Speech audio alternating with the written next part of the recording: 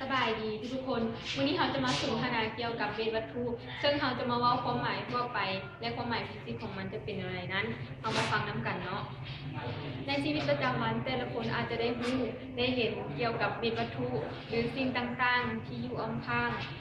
มันจะมีขนาดรูปร่างมวลสารและลักษณะที่แตกต่างกันสำหรับวัตถุที่บ่มีการเคลื่อนที่หรือหยุดนิ่งเขาก็สามารถถือเป็นเม็ดวัตถุได้ในความหมายทั่วไปแต่ความหมายฟิสิกส์มันแม่นทุกๆวัตถุที่มีการเคลื่อนที่โดยบ่กำหนดถึงขนาดรูปร่างมวลสารขอเพียงแต่มันมีการเคลื่อนที่ตัวอย่าง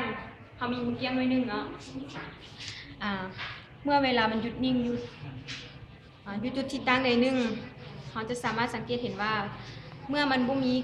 การเคลื่อนเหน่งหรือมีการเคลื่อนที่เขาก็สามารถถือเป็นเม็ดวัตถุได้ในความหมายทั่วไป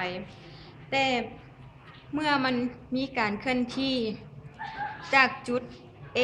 หาจุด B เนาะซึ่งเราจะสังเกตเห็นว่าเมื่อกี้มันเคลื่อนที่ได้จุด A ไปหาจุด B โดยเทียบเส้นทางเดินของมันดังนั้น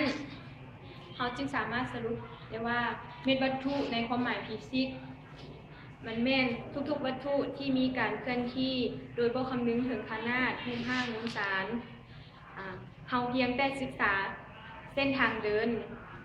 และลักษณะการเคลื่อนที่ของมันเท่านั้นถ้าหากเพื่อนผู้ใดหากมีความคิดความเห็นที่แตกต่างจากข้าพเจ้าก็สามารถเสริมหรือเพิ่มเติมเพื่อเป็นการต่อยอดความรู้ให้เพิ่มเติมอีกได้สำหรับมื้อนี้ถ้าข้าพเจ้าที่เว้าออกมามันผิดพลาดประการใดก็ต้องขอโทษขออภัยนำขอขอบใจ